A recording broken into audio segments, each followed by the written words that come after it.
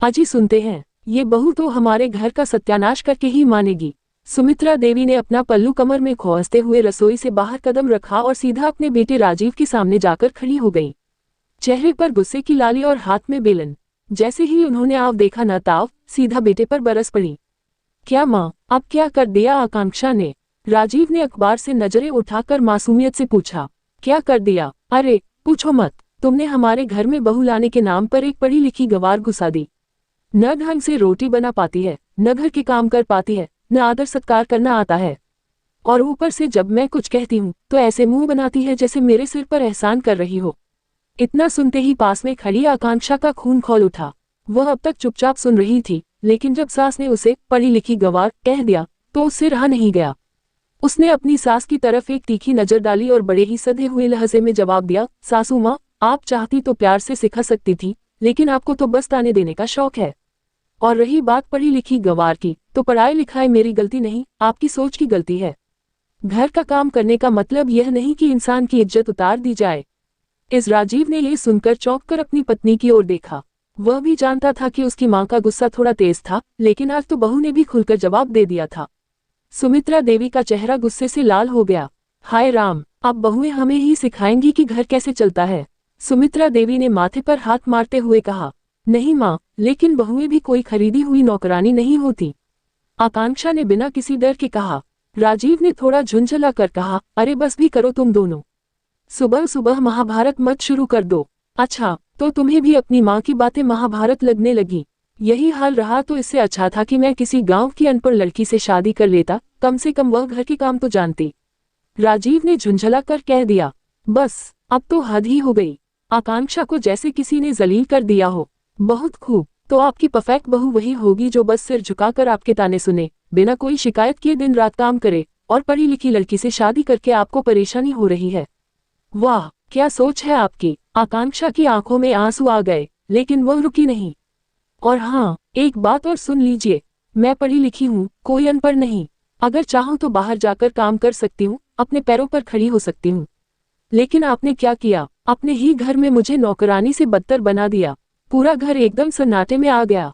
नौकरानी सर झुकाए खड़ी थी। ससुर जी ने अखबार नीचे रख दिया था और राजीव की छोटी बहन तक चुप हो गई थी, लेकिन सुमित्रा देवी का गुस्सा कम होने का नाम ही नहीं ले रहा था। अरे, ये लड़की तो पूरे घर को अपने हिसाब से चलाएगी।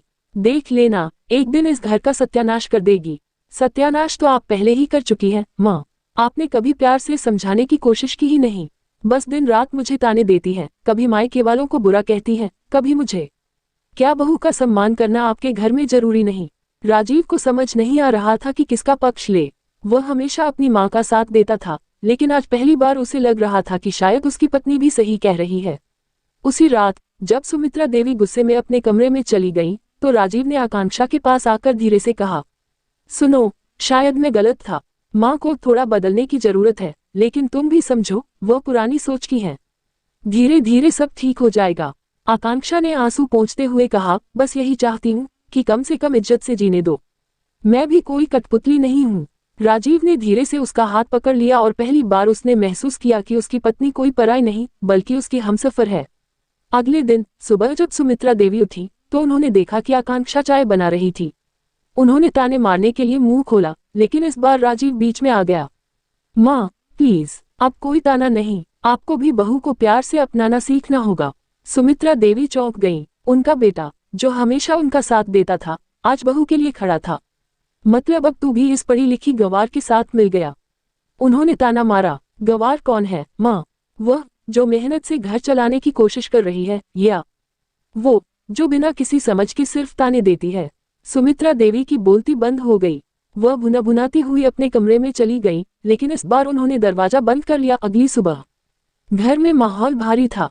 रात की लड़ाई के बाद सास सुमित्रा देवी अभी भी गुस्से में थी और बहू आकांक्षा अपने कमरे में चुप बैठी थी। राजीव भी तनाव में था, लेकिन आज उसने एक बड़ा फैसला कर लिया था।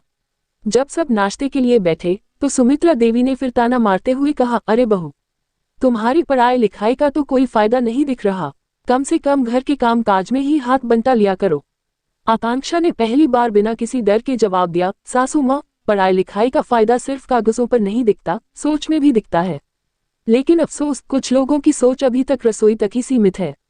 इतना सुनते ही सुमित्रा देवी का गुस्सा 7वें आसमान पर चला गया। देख रहे हो राजीव, ये औरत अब मुझसे ऊंची आवाज में बात कर रही है।